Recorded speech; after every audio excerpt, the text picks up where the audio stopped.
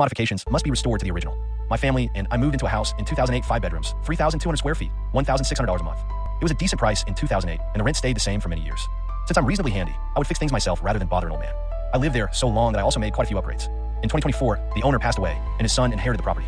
A week later, he gave notice of intent to inspect the property. During the inspection, he kept trying to open drawers and look through my belongings, which isn't legally allowed, and was rude when I stopped him. As he left, he handed me a notice that my rent was increasing to $4,000 monthly, about $1,000 over market value.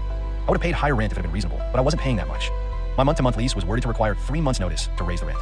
I pointed out this fact, then gave him notice that I would be moving out at the end of that 3 months. A few days later, I was served with an eviction notice. The month-to-month lease also required 3 months' notice to evict me without cause, so he tried evicting me with cause.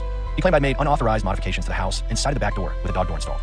I still had the original door in the garage and the previous owner's permission, so it was neither unauthorized nor modification. Regardless, the judge decided I needed to move out within 30 days or he would grant the eviction. Additionally, he explicitly ordered that all modifications be restored to the original.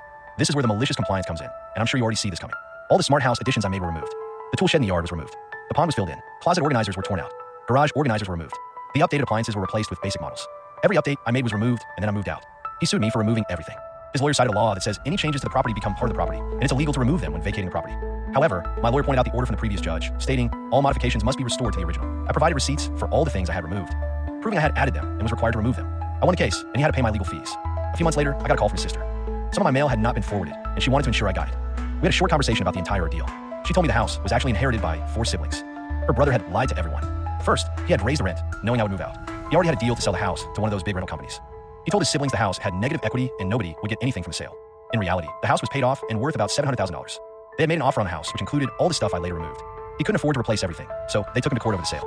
Since all 4 siblings were listed as owners, all were named in the lawsuit, which is how they learned the truth. In the end, the house sold for $550,000. In exchange for not pressing fraud charges against him, his 3 siblings split the proceeds, and he got nothing.